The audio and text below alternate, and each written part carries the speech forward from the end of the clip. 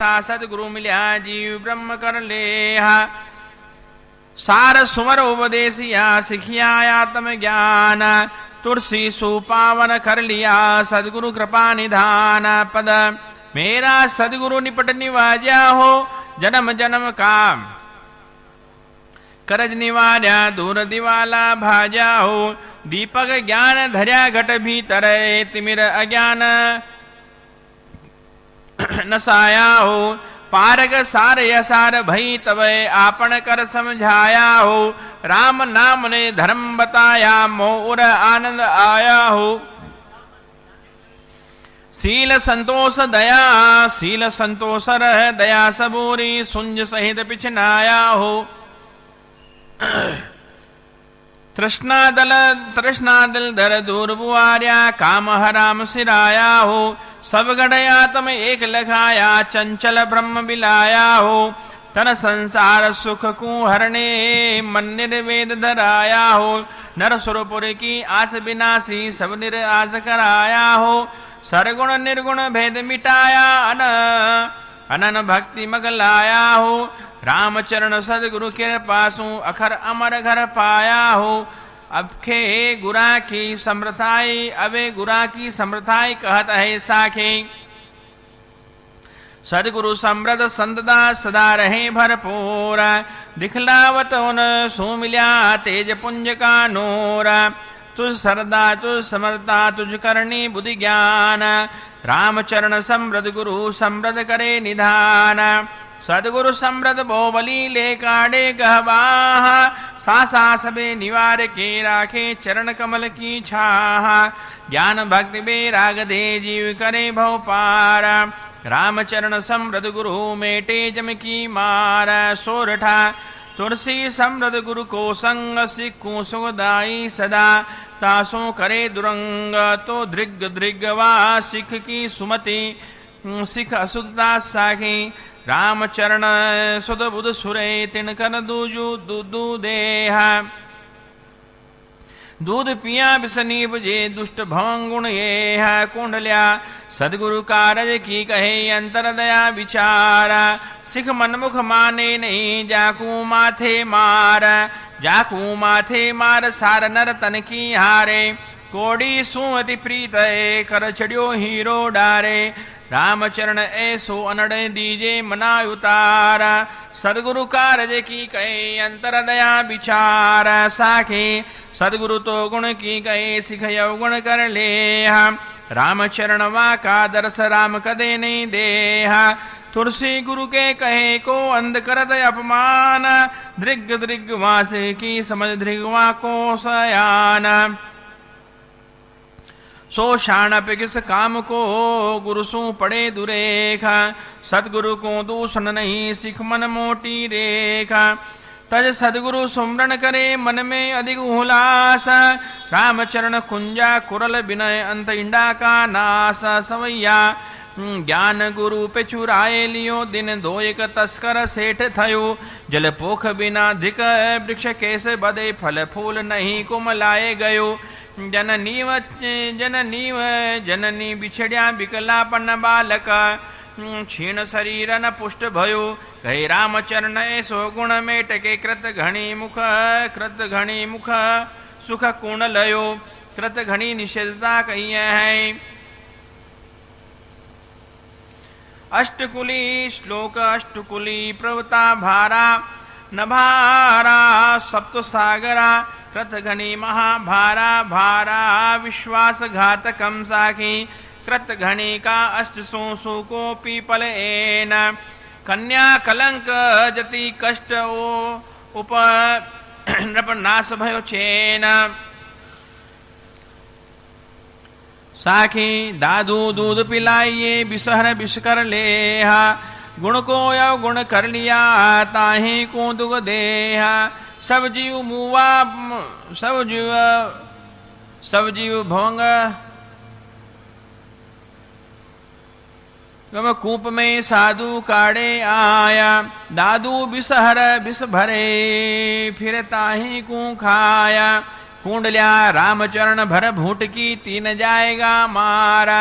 पाव पाण रसना सहित यो निष्ठि सो उपकार, यो निष्ठि सो उपकार जान ऐसे जन त्यागे, स्वान प्रीत मुख चाट खीज सो भुस भुस लागे, दुष्ट दया को ना लखे अवगुण भरे अपार, रामचरण भर भूट की तीन जाएगा मारा, साखी हेत किए चाटे बनय को हेते काटंता, ताते सट हरु स्वान सो रचेन बिरचे संता, निगुणा गुण माने नहीं कोटि करे उपक कोटि करे सोया, दादू सब कुछ सौंपिए सो फिर बेरी होया, अतीत कुटली जीव को कहे कहाँ होए ज्ञान, तुलसी छिद्र क्यों करे अवगुण ही को ध्यान, मेरे बरोबर संद गुण अवगुण रज सामान, गुण कहत नहीं संद दास अवगुण गहे अज्ञान, कुंडल्या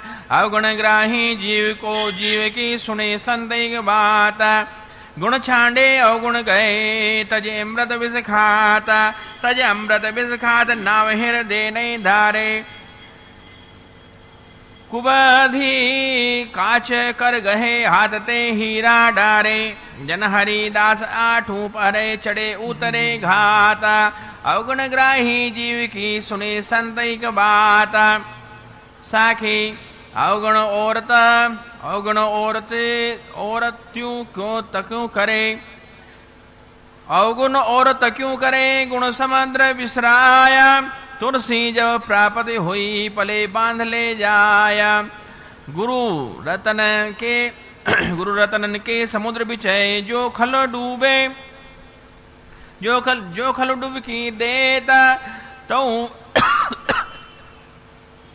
मंद तिन त्याग के ढूंढ साखुले लेता, गुण करते को अवगणी तुझकर माने कोया, तुलसी दासता पतित को कैसे कारज होया, चौपाई अगले का गुण अवगुण गावे, अपनो हृदय माई दुरावे, तुलसी ऐसे को होई वहाँ समान खलो नाही कोई, साखी गुरु आज्ञा को भंग कर अपनो शब्द बसोया, तुलसी आन उपकार करे ऐसे बहुजग भुजोया, चौपाई अक्षर एक सुने जे कान कथे बहुत पर सुने न आना, बादी होए गुरु पे जाए वो छे घड़े न जल ठहराया, कुंडल्या ज्ञान सीख गुरुदेव की पुनीता सु मांडे बाद, राम जन्नवा अधम को अमित लगे अपराध, अमित लगे अपराध साध श्रुत शंकर गावे, पार्वती को प्रकट ऐसे निज भेद बतावे, ब्रह्म राक्षस होय अवतरे निर्जल भौम निषाद, ज्ञान सीख गुरुदेव सो पुनिता सु मांडे बाद, सदगुरु के गुण लोभता नाश होए तप ज्ञान, सदा श्राप लाग्यो रहे छूटे नाई अज्ञान, छूटे नाई अज्ञान जान ये नीचे देखो, का देव मुन दिखी मिनय पुनि निज बसेखो, अंत महादुख पाय है सुनियो सबे निधान, सदगुरु के गुण लोपता नाश होए तप ज्ञान, साखी भस्माग सुर भस्मी करो महादेव गुण मेट, जन रज्जब गुण चोर का भला न होसी नेठ, बुगले का गुण चोरता मुनक मुआती ठोरा, जुन गुरु का गुण लोपिया तासम बुरा नयोरा, दोहा जा सिख में ऐसे लखन सुकृत घणी कृत चोर, भला रूप तो जान सिखाए तज मन गहे बठोर, राम नाम एक ठोर निजय सो गुरु दिए बताया, ता विश्राम को छांड के मन के कहे न जाया, लोहा जल सो धोइए तो दूना लागे काठा, रामचरण पावक दिया निर्मल होए निराट, गरीब नवाज लोहा जल सो धोइए तो दूना लागे काटा,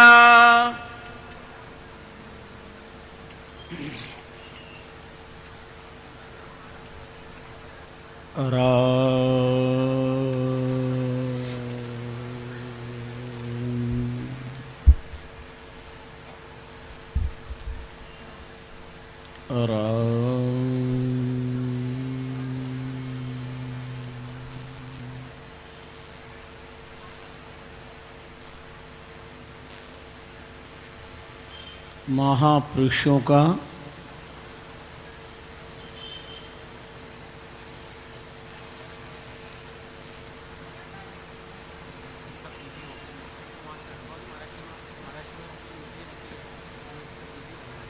साधक जीव के जीवन में तप और ताप का विलक्षण महत्व है। दिया है यूं अनुभव का प्रसाद, लोहा जल सो धोइए तो दूना लागे काठ। राम चरण पावक दिया निर्मल होई निराट। विश्वात्मा की पावन चरणों में प्रणाम करते हैं। तपह पुतात्मा युग प्रवर्तक चरित चक्र चूड़ामणि। महाप्रभु के प्रणम्य पाथ पद्मों में श्रद्धा भक्ति प्रीति पुरस्सर प्रणिपात। उन्हीं चतुष्टय का पावन स्मरण। तपाधरा की कण कण का वंदन। राम रस रसिक संत जन, समुपस्थित भक्ति भाव भावित भाग्यशाली भक्तजनों और सम्मान्य इंद्रराज महाराज,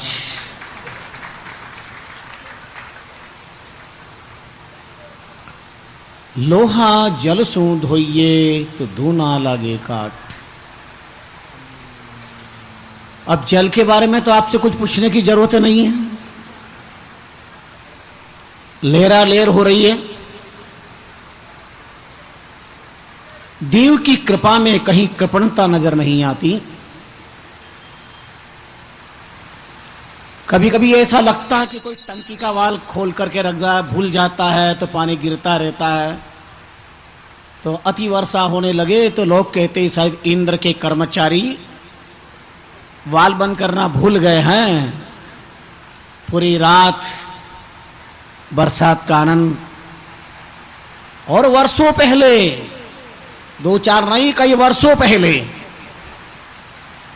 जिस तरह से नदी नालों का उफान, ऐसे पूरी चंद्रभागा कृतार्थ हो रही है। इंद्र कृपा है। अपनी अपनी बारी में सब बारी गए बजाय। गर्मी के दिनों में गर्मी ना पड़े तो ग्रीष्म ऋतु का क्या महत्व है। सर्द ऋतु में शरीर में ठिठुरन पैदा ना हो तो ठंड का क्या महत्व है। और बरसात में मूसलाधार बरसात ना हो तो सावन भादों का भी क्या महत्व है। इसीलिए चातुर्मास परंपराएं हैं। ये भक्ति काल है, भक्ति सीजन है।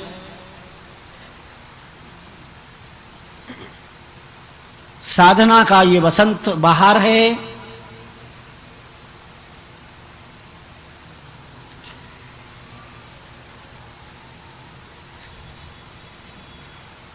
आइए आज का पावन प्रसंग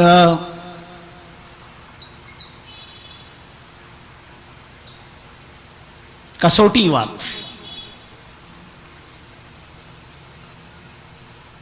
और ऐसा प्रमाण दिया है,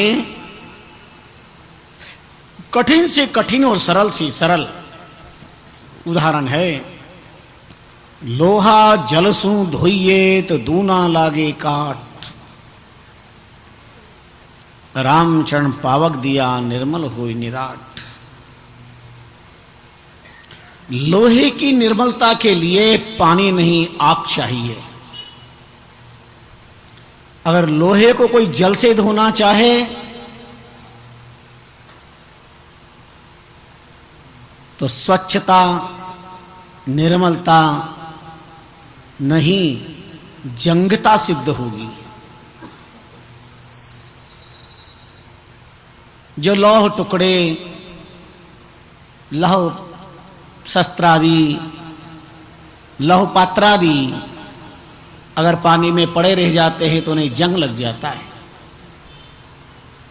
लोहे के जंगत्व को नष्ट करने के लिए पानी का प्रयोग और जंग को अभिवर्धन कर देगा। लेकिन अगर उसे आग में डाल दिया जाए तो सारी जंग नष्ट हो जाएगी। क्या महापुरुषों ने चिंतन किया होगा, जैसे लोहे को आग में डालने पर आग असह्य चीज है इंसान के लिए,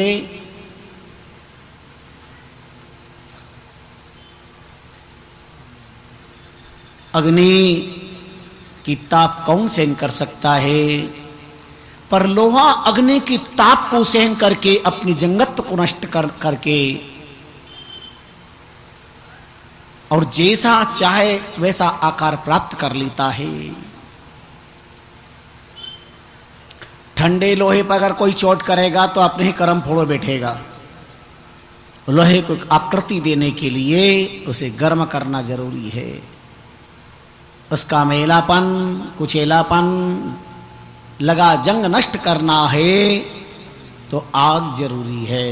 आग का अर्थ होता है ताप, कसौटी, अग्नि परीक्षा। हमारी सनातन धर्म में जल परीक्षण नहीं होता, अग्नि परीक्षण होता है। परीक्षा आग से होती है। ऐसे सिख को ताप दे, कैसे? जैसे लोहा जल सु धोइए दूना लागे काट, रामचरण पावक दिया निर्मल हो निराट। ऐसे सिख को ताप दे। अगर सदगुरु की ताप शिष्य के जीवन में प्राप्त हो जाए तो लोहे के लिए वो आग है जिससे उसका खोटत्व नष्ट होता है, विकारत्व नष्ट होता है। ऐसे सिख को ताप दे तो निकसे खोट, करे खुशामदी जीव की तो रहे ठोट का ठोट। रामचरण ऐसे सीखो। शिष्य के जीवन में, संतान के जीवन में, पत्नी के जीवन में, साधक के जीवन में ताप जरूरी है। तप और ताप के बिना जीवन अपूर्ण माना जाता है। सोना सेती बेर किया जो मारे घन के घाय, दादू काट कलंक सब लागे कंठ लगाए। स्वर्णकार का सोने से क्या बेर है? अग्नि में क्यों डाला जाता है? सोना सेती बेर क्या शत्रुता है स्वर्णकार की सोने से? सोना सेती बेर क्या जो मारे घन के घाय, दादू काट कलंक सब लागे कंठ लगाए। गुणों को चमकाने के लिए एक प्रक्रिया है।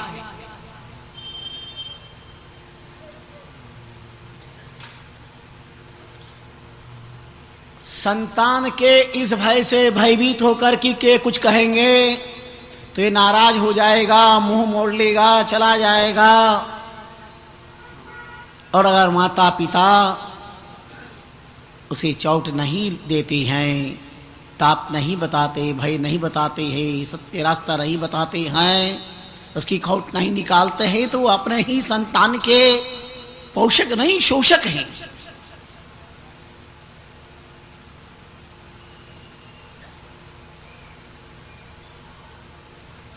इसलिए नीतिकार कहते हैं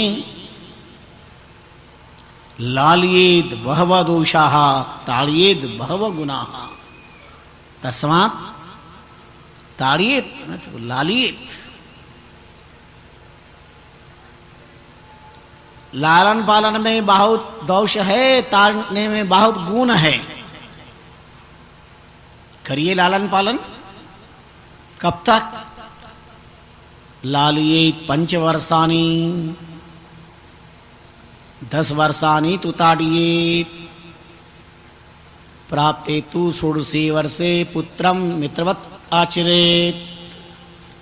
बालक 5 साल तक है, इसका लालन पालन प्यार पोषण करिए। 10 साल की अवस्था में ताड़ना उसे होनी चाहिए, भय होना चाहिए। 16 वर्ष के पश्चात पुत्रम मित्रवत आचरेत।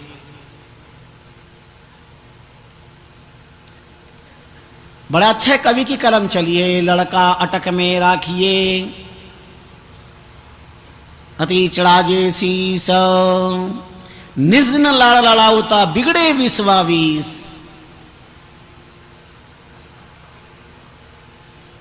कविराज कहते हैं, गिरधर कवि, संतान शिशु के लालन पालन की व्यवस्था होनी चाहिए, पर ताड़ना साथ में होनी चाहिए। बिगड़े विश्वासी हुनर नहीं आवे, बेट सभा के वाय ऊंची पद नहीं पावे। ऊंची पद भी नहीं पा सकता। कहा गिरधर कविराय, जो है दिल में धड़का, कौट जतन कर राखिए तो भी न सुधरे लड़का।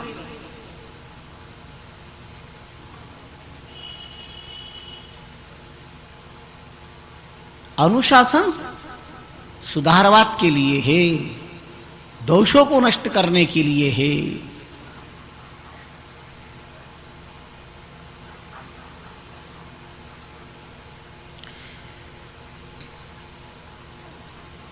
बड़ा सुंदर नीति में श्लोक आता है। दग्धम पुनरपि पुनश्च कांचनम कांतवर्णम,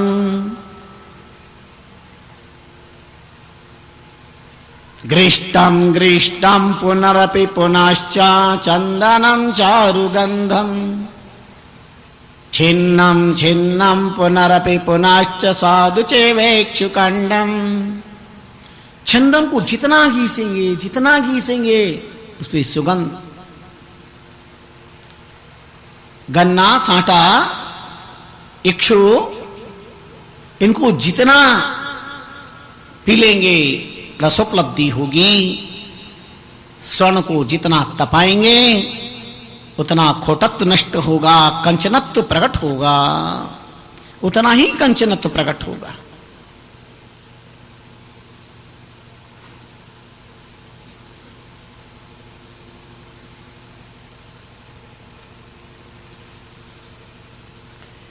अर्थात ताड़ना जो है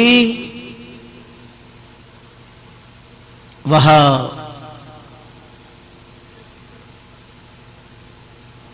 जीव के जीवन के सुधार के लिए है।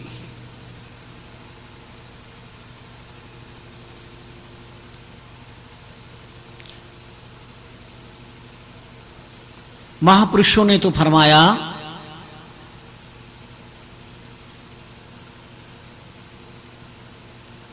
मसी पावग और सो होगी, पुनि भूखा तनी उपाय। रामचरण एता मिलिया मेल कनक को जाए।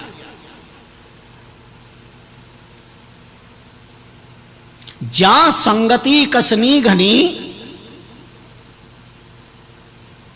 सौ संगति कीजिए सोए। रामचरण कसनी बिना संख्या क्या होए।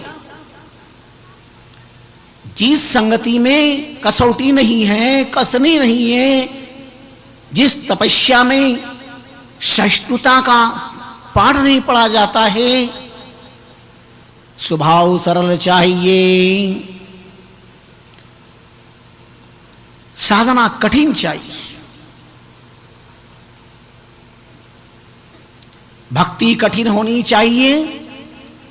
हमारी धरा निर्बीज नहीं है। आज भी कई शरीर अपने जीवन में बहुत ताप का सम्मान करते हैं, भूख प्यास सहन करते, कई कई दिन तो अन्न जल नहीं लेते हैं, वो अपने आप को कसते हैं। अन्न ही आधार है शरीर का, पर ये अन्न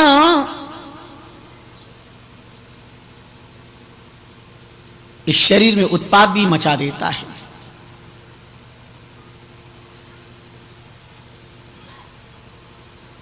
पेट में रोटी ना हो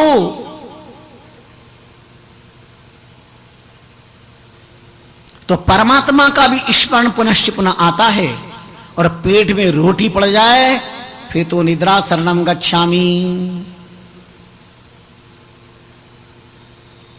उसी परमात्मा याद नहीं आता।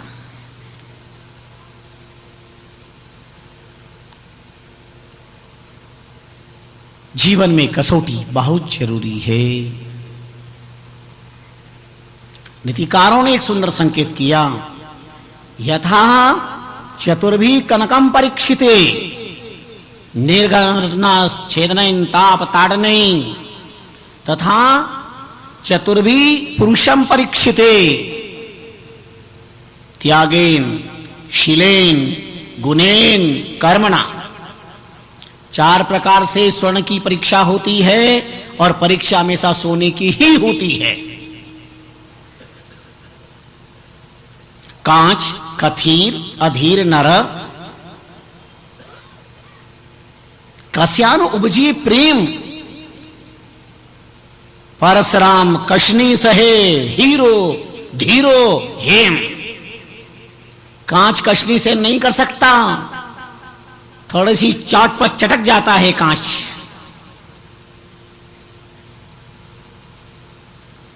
कथीर क्या कष्ट सहन कर पाएगा। अधीर नर जिसके जीवन में धैर्य नहीं है, सहिष्णुता नहीं है। कितना हम धैर्य खो बैठे हैं। अगर घर में भोजन बनने में थोड़ा विलंब है, रोटी तैयार हो रही है, तब तक तो थाली बर्तन फेंक दिए जाते हैं। हम धैर्य धारण नहीं कर सकते। कितनी बड़ी मानसिक दुर्बलता हमारे जीवन में आ गई है। कोई कुछ कहता है तो हम धैर्य से सुन नहीं सकते। अगला कहे, बात पूरी ना करे, उसके पहले हम उसको 10 बात सुना देते हैं। ये अधीर नर।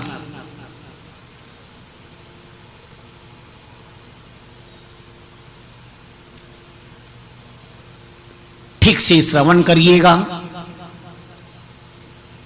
माता पिता गुरु संत शास्त्र की बात को, अनुभवियों की चर्चा को, अगर कोई हमारे हित की बात कहते हुए ध्यान से श्रवण करिए। तर्क ना करिए, बात को काटिए नहीं, नेगलेक्ट ना करिए, नजरअंदाज ना करिए।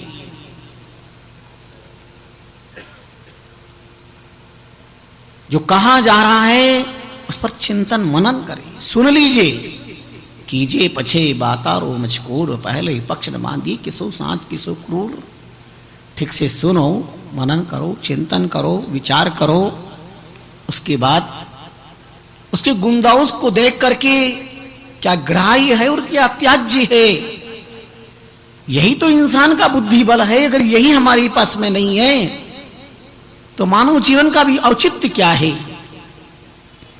स्वर्ण की परीक्षा निर्घटना, छेदन, ताप, ताड़ने, इन 4 बातों से स्वर्ण की परीक्षा होती है।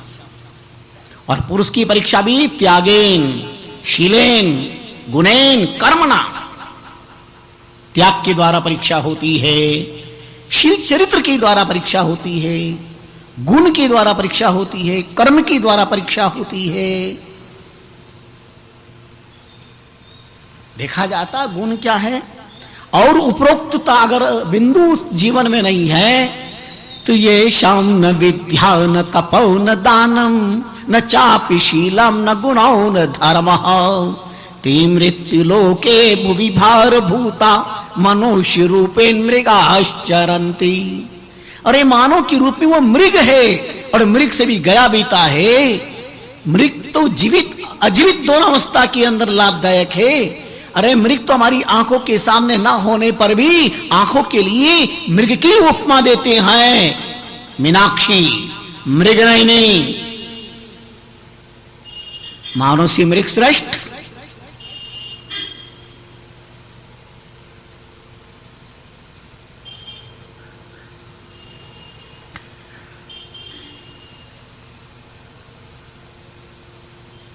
थोड़ा सा गुरु ने डांटा फटकारा, हमारा मन निराश उदास पीड़ित और पता नहीं क्या क्या सोचने लगता। माता पिता ने सत्य बात कह दी, हम पीड़ित हो जाते हैं।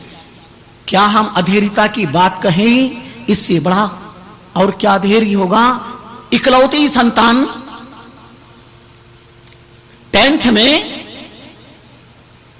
टॉप रिजल्ट रहा। खुश होकर के आया, पिता ने हृदय से लगाया, प्रेमांसु छलक पड़ी। बेटे थैंक यू, धन्यवाद। पर एक बात कही, बेटा थोड़ी सी और मेहनत कर लेता तो मेरिट में तेरा नाम आ जाता। पिता कहते हैं थोड़ी और मेहनत करता तो मेरिट में तेरा नाम आ जाता। ये बात बालक की चुभ गई और सेल्फास खा करके सुसाइड कर लिया। सुसाइड नोट लिखा कि मेरे पिता ने मुझे ये क्यों कहा। अब आप सोचो, ये अधीर नर क्या अपने जीवन के अंदर प्रगति कर पाएंगे?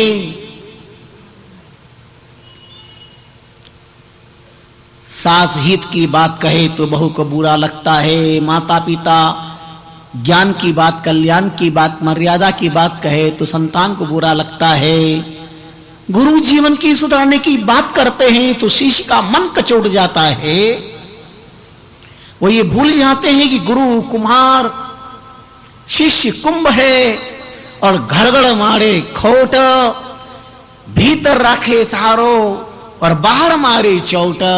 अरे गुरुदेव तो एक कुंभकार है, शिष्य घड़ा है। जैसे कुंभकार घड़े का निर्माण करता है, भीतर हाथ रखता पर ऊपर से चोट लगाता है, ऐसे शिष्य गुरु ऊपर से चोट लगाते हैं पर शिष्य से अंतकरण से, प्राण प्रण से अपने शिष्य का चहुमुखी विकास और प्रकाश चाहते हैं। माता पिता संतान की समुन्नति चाहते हैं। ये सनातन संस्कृति धर्म रहा है।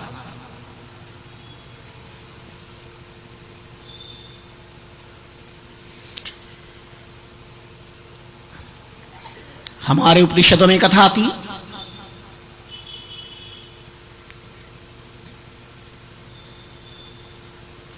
महर्षि धम्म के शिष्य उपमन्यु कम्मल बुद्धि प्राणी थे, गौ सेवा में लगा दिए।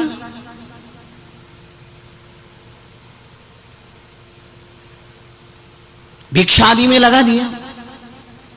सेवा करते, भिक्षा लेके आते और गुरुदेव ने कसना शुरू किया तो पूरी की पूरी भिक्षा ग्रहण कर लेते, रोटी का एक टुकड़ा भी उसे नहीं देते। 3-4 दिन बीत गए। एक दिन पूछ लिया, बोलो बेटा तुम्हें भिक्षा लेके आते हो, तुम्हें हम देते तो कुछ नहीं, काम कैसे चल रहा है? बोले गुरुदेव मैं दूसरी बार जाके भिक्षा ले आता हूं। गुरुदेव ने कहा तो बहुत गलत बात है, बिना आज्ञा की तुम भिक्षा लेने जाते हो और समाज को तकलीफ ग्रस्त को कष्ट देते हो, दूसरी बार पुनः मांग करके। ठीक है गुरुदेव, जो आज्ञा। 3-4 दिन की बाद फिर पूछा, अब कैसे चल रहा है जीवन? बोले गुरुदेव भिक्षा लेके आता हूं, आपकी सेवा में हाजिर करता हूं, आप मुझे नहीं बख्शिश करते, आपकी बहुत बड़ी कृपा है, मैं दूसरी बार भिक्षा लेने नहीं जाता। पर गुरुदेव जंगल में जाता हूं, पत्ते गिरे रहते, पड़े रहते, उन्हें खा करके पेट भर लेता हूं और जीवन चला लेता हूं। बोले तो बहुत गलत बात है बेटा, वृक्ष के सूखे पत्ते तो पशुओं के आहार के लिए होते, तुम उनके आहार पर डाका डाल रहे हो, अच्छी बात नहीं है ये। जी क्या गुरुदेव, ऐसा भी नहीं करूंगा। 2-4 दिन बाद फिर पूछ लिया, आजकल कैसे जीवन चल रहा है? गुरुदेव आपकी कृपा है, आपकी कृपा से चल रहा है। दूसरी बार भिक्षा भी नहीं लाता, जंगल में वृक्ष के शुष्क पर्ण पत्तों को भी मैं नहीं ग्रहण करता। पर गुरुदेव बछड़े जब दूध पीते हैं और दूध पीते भी झाग जब गिरता है दूध का, उन झाग का पान कर लेता हूं और जीवन जैसे तैसे चला लेता हूं। गुरुदेव ने क्रोधित होकर कहा, तो बहुत बुरी बात है, तुम्हारी इस प्रक्रिया को देख करके वो गोवश दूध ना पी करके तुम्हारे लिए झाग बना करके गिराते हैं, वो भूखे रहते हैं। शिष्य ने कहा, जो आज्ञा गुरुदेव, ऐसा भी नहीं करूंगा। दिन बीते, देह दुर्बलता बढ़ गई और एक दिन गोए चरा करके लौट रहा था, चलते चलते गिर पड़ा और गिरा तो वहां पर आंकड़े का वृक्ष था। गिरते ही वृक्ष की एक डाली पत्ते को स्पर्श किया और दूध की धारा निकली और आंख में पहुंच गई और नेत्र ज्योति नष्ट हो गई। आंकड़े के दूध से नेत्र ज्योति नष्ट हो जाती है। आंकन के डिंग दूध है क्षीर है सही, पर पीवत ही मर जाइए जी। स्वामी जी ने वर्णन किया है वो आंकड़े का दूध क्या काम का है, जिसके पीने से मृत्यु प्राप्त होती है, नेत्र ज्योति नष्ट हो जाती है। जैसे तैसे चल रहा था, अचानक गहरा खड्डा आया, गिर पड़ा। गाय लौट आई, शिष्य नहीं आया उपमन्यु। अन्य गुरुकुल शिष्यों को भेजा, मन नहीं माना। रात के अंधकार में मसाल हाथ में लेकर खुद ढूंढने चले। आशंकित स्थल पर आवाज लगाते हैं, उपमन्यु बेटा, उपमन्यु कहां हो? आओ मेरे लाडले शिष्य उपमन्यु, कहां हो बेटा? खड्डे में से आवाज आई, गुरुदेव गुरुदेव, इस खड्डे में गिरा पड़ा हूं। मसाल के आलोक में, प्रकाश में शिष्य को खड्डे में गिरे हुए देखकर गुरुदेव का हृदय द्रवीभूत हो गया। बाहर निकाला, सारी बात पूछी, अद्यंत वृतांत बताया। उन्होंने अश्विनी कुमारों को याद किया और अश्विनी कुमार ने आकर के उन्हें नेत्र ज्योति प्राप्त करने के लिए मंत्र दुग्ध औषधि प्रदान की। उनका नहीं, गुरुदेव की आज्ञा के बिना मैं कैसे ग्रहण कर सकता हूं? बोले तुम्हारे गुरुदेव ने भी गुरुदेव की आज्ञा बिना लिए ऐसे अवसर आने पर ग्रहण किया था। बोले नहीं, गुरुदेव समर्थ हैं, महापुरुष हैं, मैं गुरुदेव की बराबरी नहीं कर सकता कि जो उन्होंने किया वो मैं करूं। ये तो मेरी मुद्दता होगी, मेरा ज्ञान होगा कि गुरु कर रहे हैं इसलिए मैं करूं। मेरे जीवन में गुरु कहे वो करना है, करे वो नहीं करना है। उनका सामर्थ्य था। शंकरावतार आदि गुरु शंकराचार्य जी महाराज भिक्षा लेने के लिए गए, साथ में 5-7 शिष्य। भिक्षा लेने गए, एक जगह कदम रुक गए, पर यह किसी गृहस्थ का द्वार नहीं था, यह व्यापारिक प्रतिष्ठान था। और व्यापारिक प्रतिष्ठान पर जब शंकराचार्य महाभाग के कदम रुकते हैं तो व्यापारी का हृदय गदगद हो गया। आज जन्म जन्मांतरों का सौभाग्य दे हुआ है, मेरी द्वार पर जगतगुरु शंकराचार्य पधारे हैं, भिक्षाम दही। लेकिन आंखें छलक पड़ी। बोले महापुरुषों, मैं आपको क्या भिक्षा दूं? आप जानते जिस दुकान पर कदम रुके थे और दुकान कोई सोने चांदी की नहीं थी, क्लॉथ मार्केट की कोई दुकान नहीं थी, किराना स्टोर नहीं था, वो दुकान शराब की दुकान थी। कहा प्रभु आपको क्या भिक्षा दी? तो शराब की दुकान है। बोले जो है वही दे दो। खप्पर आगे कर दिया, बोतल खोल के डाल दी गई, आगे चल दिए। शिष्यों ने भी अपना खप्पर आगे बढ़ाया। गुरुदेव ने कहा नहीं। बोले ऐसे कैसे सकता, जब हमारे गुरु शराब पी सकते हैं तो हम भी पी सकते हैं, वो ले सकते हैं हम भी ले सकते हैं। उनका ठीक है दे दो। 2 दिन बाद पुनः भिक्षा के लिए गए और आज भी एक जगह कदम रुक जाता है, पर आज भी किसी ग्रस्त का ग्रास्त द्वार नहीं था। आज भी एक प्रतिष्ठान था, दुकान थी। दुकान वाले का सौभाग्योदय हुआ, व्यापारी का भाग्योदय हुआ। सोने का सूरज उगा, चरणों में नतमस्तक हो गए, पर आंखें छलक पड़ी। गुरुदेव क्या भिक्षा दूं? आज ये दुकान गन्ने के रस की नहीं थी, फल जूस सेंटर नहीं था, मिष्ठान्नालय नहीं था।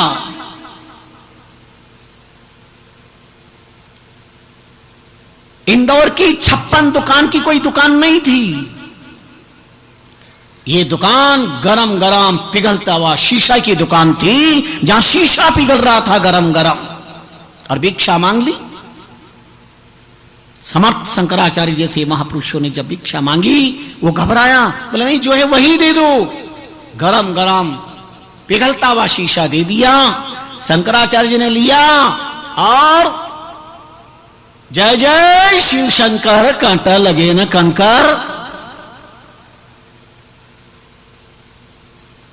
व्यसन ग्रस्त आज का व्यक्ति भगवान के सामर्थ्यवाद का नाम लेकर गांजा भांग आदि पी करके भगवान के नाम पर भ्रष्टाचार लगा करके पीते हैं, पर शंकराचार्य गरम गरम पिघलता हुआ शीशा पान कर गए और आगे बढ़े। शिष्य भी पीछे पीछे आए, उनका नहीं इनको भी दो। अब शिष्य घबराए, नहीं नहीं नहीं नहीं हम तो मर जाएंगे। शंकराचार्य ने कहा कि जो शीशा पी सकता है वो शराब पी सकता है।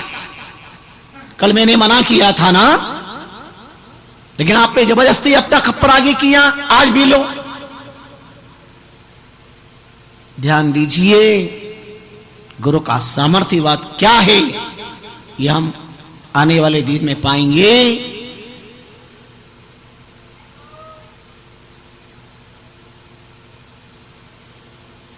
ये शंकराचार्य जैसे महापुरुषों का ऐसा लीला प्रसंग है, न शराब न शीशा, समाज को मार्गदर्शन देने का ये अद्भुत विलक्षण उनकी अपनी लीला थी।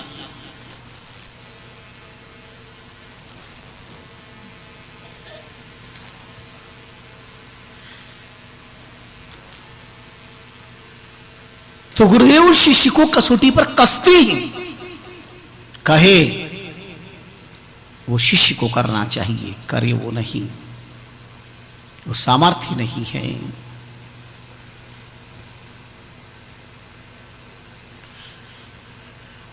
तो उपमन्यु पर अनुग्रह किया।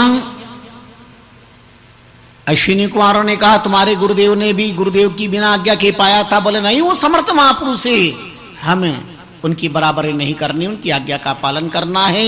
गुरुदेव की आज्ञा हुई और औषधि पान किया और ज्योति प्राप्त हो गई। गुरुदेव ने उपमन्यु जैसे भारत की धरती के लाडले उस शिष्य को अपने अंतकरण से लगा लिया, प्रेमाश्रुओं से शिष्य वस्त्र भिगो दिए और कहा तुमने आज्ञा का पालन किया है, कसौटी पे खरे उतरे हो, जाओ बिना पढ़े ही वेद पुराण उपनिषद 4 वेद 9 व्याकरण 18 पुराण सब तुम्हें कंठस्थ हो जाए। गौ सेवा, गुरु आज्ञा, कसौटी पर खड़े उतरने का, आज्ञा पालन करने का पावन फल प्राप्त हुआ। बहुत बड़े वैदज्ञ महर्षि बन गए।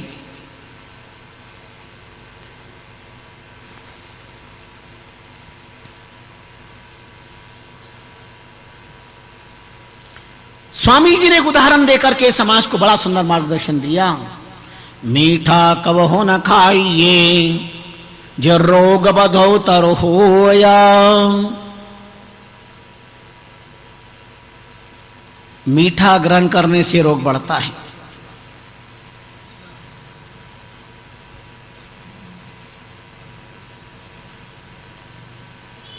औषधि इसीलिए कड़वी होती है, रोग को नष्ट कर देती है। मीठा कबो न खाइए रोग बधोतर। चांसू मीठा से कड़वा भला, जो रोग न उपजे कोय, जो रोग न उपजे कोय और आगे होई सो नष्ट हो जावे। कड़वा ग्रहण करने से रोग पैदा नहीं होगा, आगे अगर कोई रोग है तो वो भी नष्ट हो जाएगा। रोम रोम खुशीदाय, मन निर्मल हो जावे, जीवन धन्य, जीवन कृतार्थ हो जाएगा।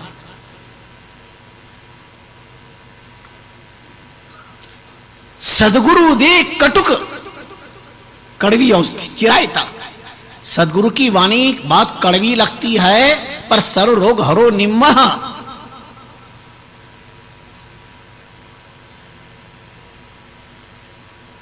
जे सिज जा रे सोए, मीठो कभो न पाई जे रोग बदोत्तर हो।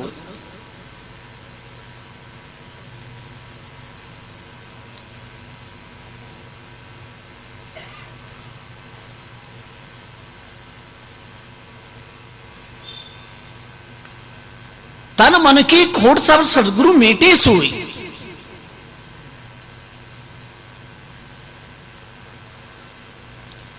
सदगुरु खोट पर चोट करते हैं, अपनी शैली से करते हैं।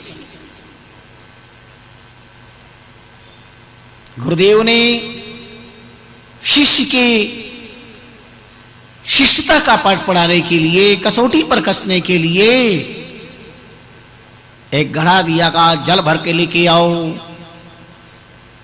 जल भर के लेके आया, कितनी देर कर दी, ऐसा जल लेके आया, ढोल दिया, दूसरा लेकर के आ।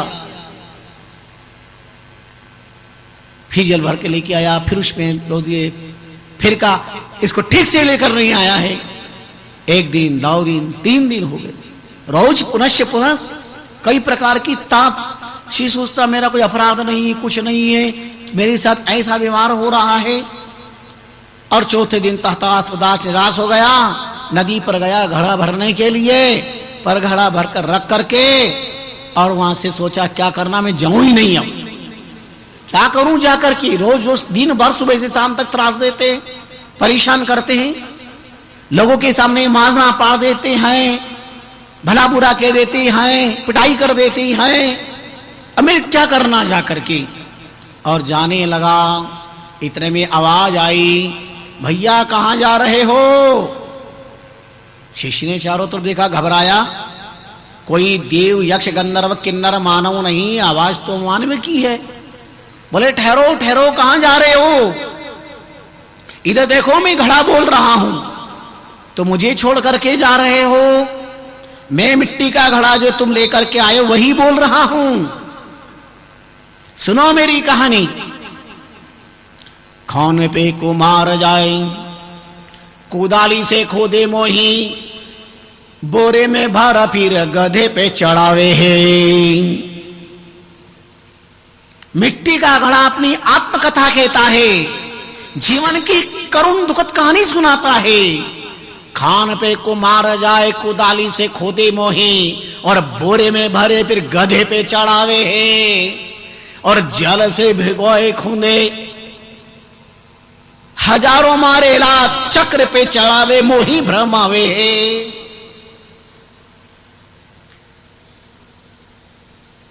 थेपे मोही चोट दे, अग्नि पे धरे, फिर भी मोही लोग अंगुली ते बतावे है।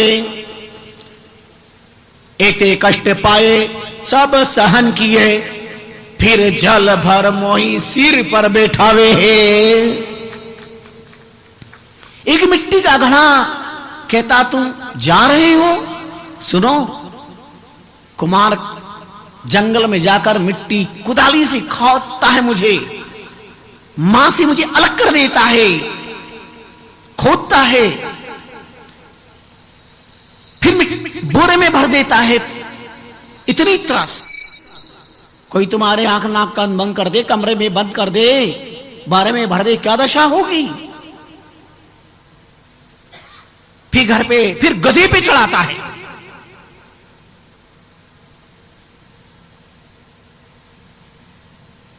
राजतंत्र काल में भीषण अपराध होते थे तो गधे पे चढ़ा करके पूरे गांव में निकालते थे कि अपराधी है।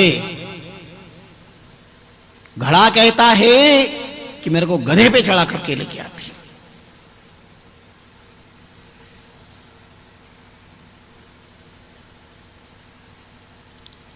वेदों का प्रथम भाष्यकार दशानन 10 गिरि 10 कंदर रावण था और राजस्थान के अजमेर के अंदर रावण को गद्दी पर बिठाकर पूरे शहर में घुमाया था।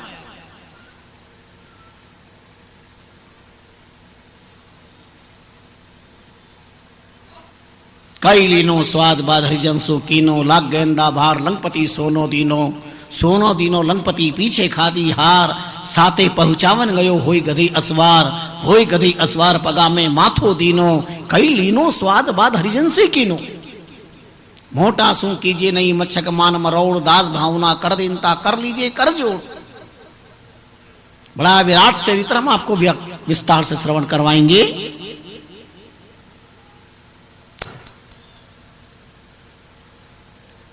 पग नीला काला मुंह, गधा चढ़ावी सोई। ये भीषण अपराधियों की सजा थी जो हजारों लाखों को मौत के घाट उतार देते हैं, सुहागिनों का सुहाग उजाड़ देते हैं, मासूम बच्चों के मां बाप को छीन लेते हैं, मां बाप का सुनहरा भविष्य छीन लेते हैं। उनकी रक्षा करने में लाखों करोड़ रुपए लगते हैं। विचार करिए आप, क्या देश का संविधान, क्या प्रजातंत्र की प्रणाली। राष्ट्रतंत्र बहुत अर्थों में समीचीन था। चार चोरी करता था, लोगों के समक्ष हाथ काट दिए जाते थे।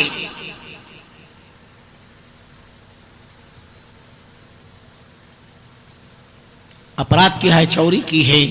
भविष्य में कोई चोरी करने के लिए सोचेगा हाथ कटवाना है तो चोरी करूं। आज कोई चोर की तरह बता दे ये चोर है तो उसका हाथ काट दिया जाता है। ऐसी विडंबना।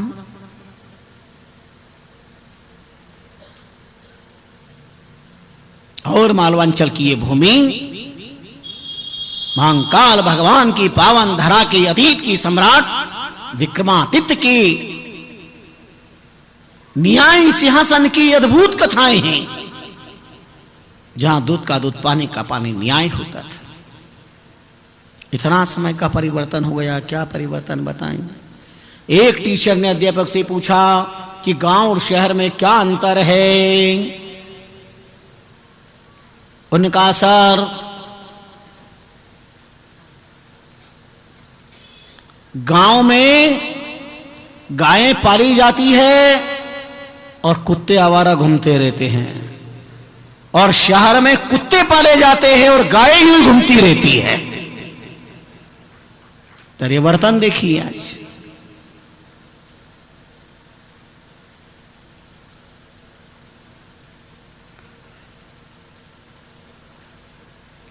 मां बाप को पालने में बहुत कठिनाई होती है।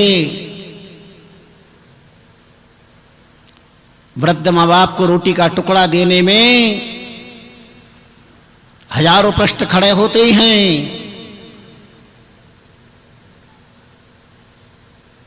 जब देश के वृद्धाश्रम बनते हैं तब आंखें रोती है।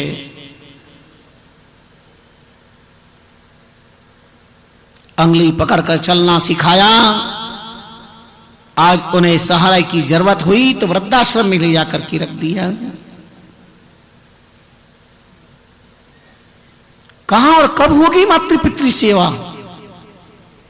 श्रवण कुमार की पवित्र भारत राष्ट्र में कितना बड़ा दुर्भाग्य है ये।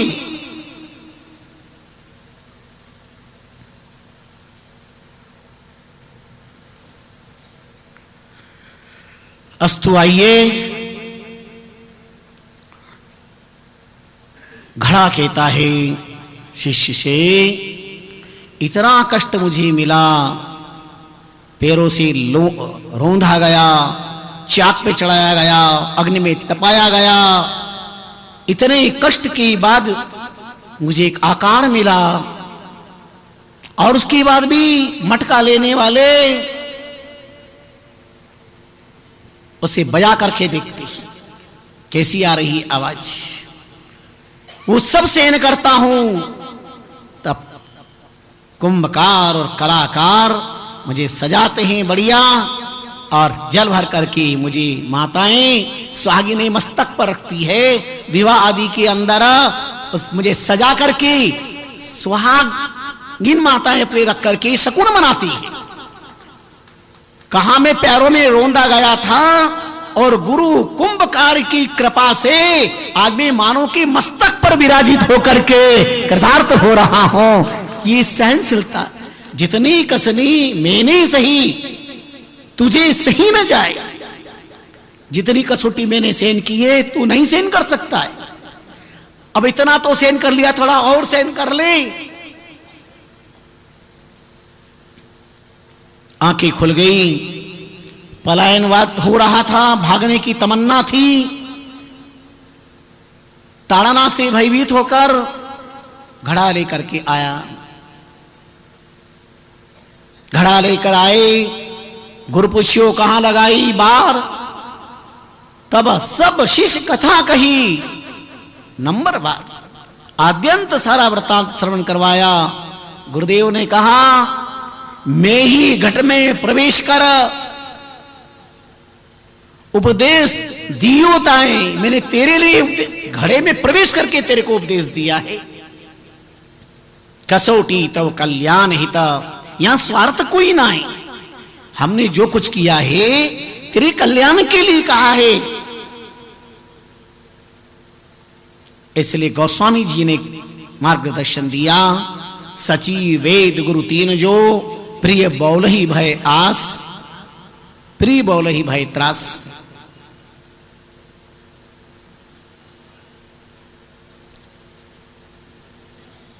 अगर मंत्री वेद और गुरु, मंत्री ये सोचे कि मेरे सत्य कहने से राजा रूठ जाएगा और वह हकीकत ना बताएं तो राजा और राज्य को नष्ट करने वाला सिद्ध होगा। वैद्य रोगी को सत्य मार्गदर्शन ना दे तो वह वैद्य रोगी का हत्यारा हो जाएगा। और गुरु अगर शिष्य को सही कसौटी पर कस करके सत्य का मार्गदर्शन न दे तो शिष्य के विनाशक माना जाएगा। राज धर्म तन तीन कर होई बेग ही नाश, इन तीनों का नष्ट करने वाला।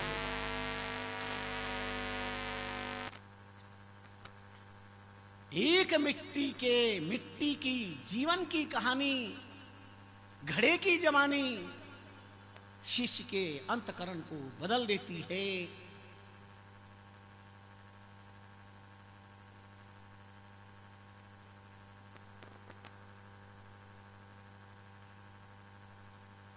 जीवन में कसौटी बहुत जरूरी है भाई।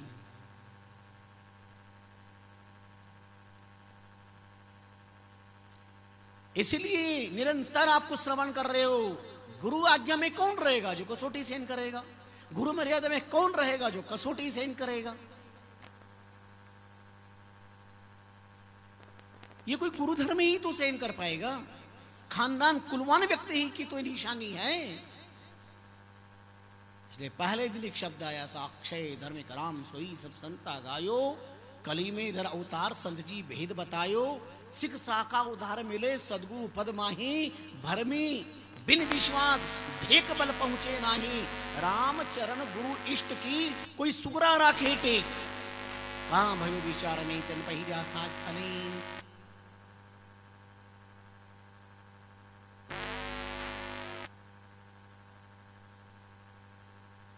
परशुराम कसनी सहे हीरो धीरो हेम, हीरा कष्टी सहन करता है, वह हथौड़े की चोट सहन कर लेता है हीरा। धैर्यवान व्यक्ति सब कुछ दुख सहन करता है, उफ नहीं करता। हेम सोना अग्नि के भीषण ताव को सहन करता है, इसलिए आभूषण बन करके अलंकृत होने का सौभाग्य प्राप्त करता है।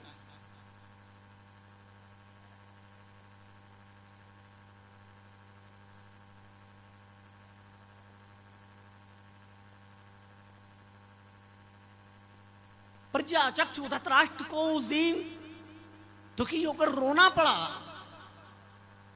जब महाभारत के युद्ध की तैयारी थी और धृतराष्ट्र की सन्निधि में विष पितामह दुर्योधन गांधारी बैठे थे और युद्ध न हो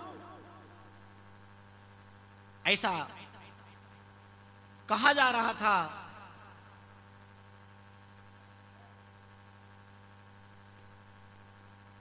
भीष्म पितामह कहते हैं ये युद्ध को टाला जाए तो बहुत अच्छा है।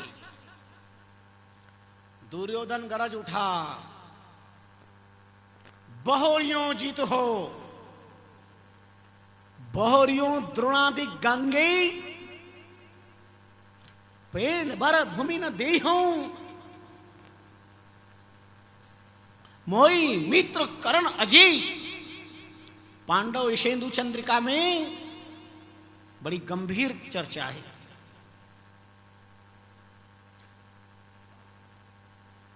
हे भीष्म पितामह, जियो, खूब जियो।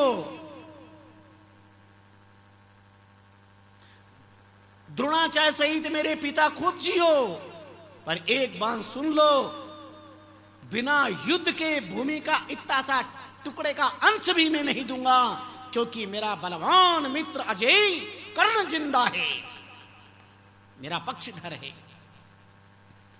भीष्म पितामह ने कहा, दुर्योधन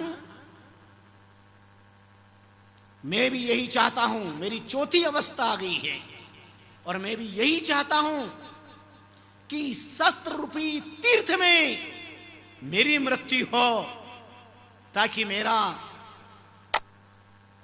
यश, मेरी कीर्ति चौगुनी हो जाए। भीष्म पितामह कहते हैं,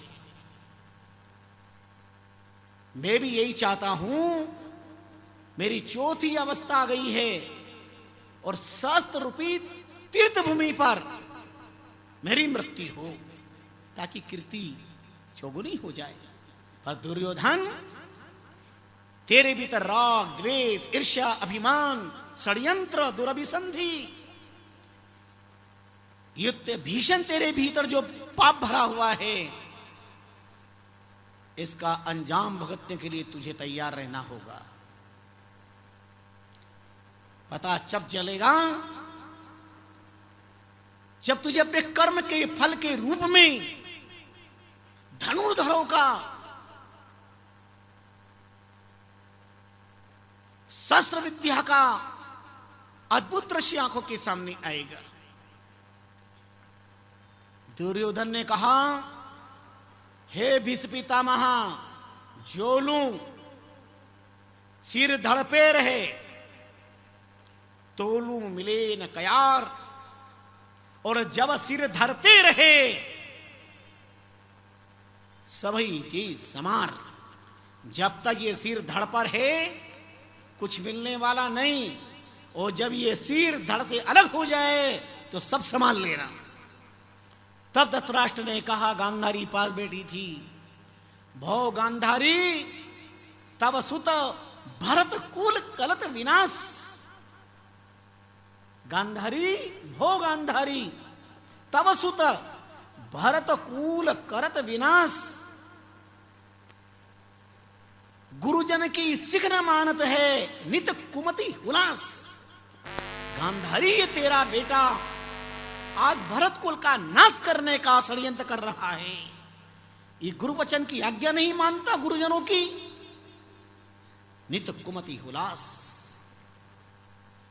जब गुरु माता पिता वेद शास्त्र हमें मार्गदर्शन दे और उनकी दिशा, उनका अच्छा रास्ता हमें अच्छा न लगे, तो समझ लेना विनाश काले विपरीत बुद्धि।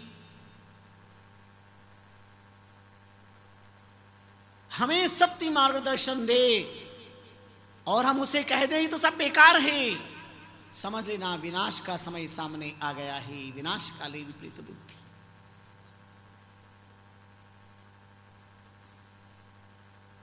धृतराष्ट्र तो चुप हो गया। संजय ने कहा, क्या कहा? दुर्योधन, जिस दिन भीम को जहर दिया था पाप का बीजारोपण कर लिया था। लाक्षागृह की आग का षड्यंत्र पाप के बीज का अंकुरन था। द्यूत क्रीड़ा पे जब जुआ खेला, हरा भरा कर लिया तुमने पाप के वृक्ष को, और दांव पर रखी द्रौपदी को जीता, उसको फलान्वित किया।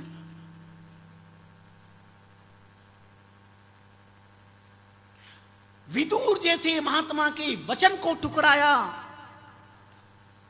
उनके कुठार वचन से वह वृक्ष गिर गया, पर फल परिपक्व हो गया। दुर्योधन अब वो तुम्हारे सामने है, उस फल को तुम्हें स्वीकार करना पड़ेगा। महात्मा विदुर की बात को नहीं माना, भगवान की बात को भी ठुकरा दिया। इंसान की तो बात क्या। संधि दूत बनकर के भगवान गए थे दुर्योधन के पास, 5 गांव पांडवन को दीजिए, केवल 5 गांव पांडवों को देना। जरना राणाव इंद्रप्रस्थादी साफ साफ कह दिया दुर्योधन ने, जानामि धर्मम न च मे प्रवर्ति, जानामि अधर्मम न च मे निवृत्ति। भगवान मैं धर्म को जानता हूं, मैं प्रवृत्त नहीं हो सकता, और मैं अधर्म को जानता हूं, निवृत्त नहीं हो सकता। नेवदास्यामि शुच्याग्रम भागम बिना युद्धेन केशवा। हे केशव, बिना युद्ध के सुई की नोक के अग्रभाग जितनी जमीन भी मैं नहीं दूंगा। भगवान, जब भगवान के वाक्य को ही टुकरा दिया, इसलिए तुमसे पूछे दुर्योधन किसे कहते। किसी का नाम दुर्योधन है तो नहीं? यहां है किसी का नाम दुर्योधन? इंदौर में कुंभकर्ण, दुशासन, कंस नाम है किसी का? नहीं है। रावण, हाँ रावण सेठ आते थे बहुत वर्षों पहले। हाँ उनको रावण सेठ कहते थे, लंबे चौड़े से थे, पुराने लोगों ने देखा होगा। बजाज खान से रावण सेठ बड़े प्यार से कहते थे, उसे बड़े मुस्कुराते थे।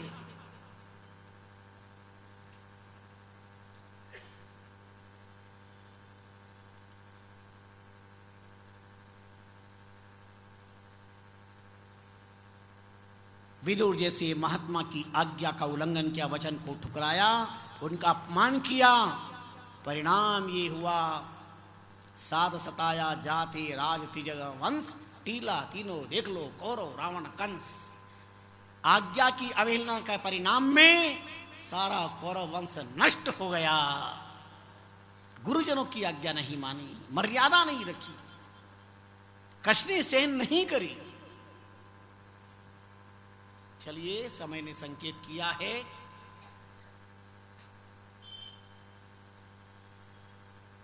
एक शब्द कहकर के विश्राम देते हैं। दर्जी कपड़ा को गहवो तथा, काष्ठ को बड़ही कस आने, कंचन को कसेज सुनार, लोहो की घाट लोहार ही जाने।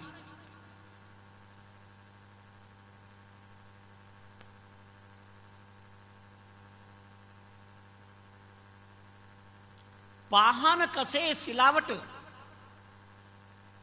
पात्र कुम्हार ही नहीं पाने, ऐसे ही शीश कसे गुरुदेव जो, सुंदर दास तबे मन माने। महात्मा सुंदरदास जी ने कहा, दर्जी कपड़े को काटता है, सब करता है, हर प्रकार की कष्ट देता है, पर एक दिन ऐसी बढ़िया ड्रेस बना देता है, लोग पहन के कहते वाह क्या डिस्को ड्रेस है, क्या डिस्को ड्रेस है। वो एक दर्जी ने उस कपड़े को कसा,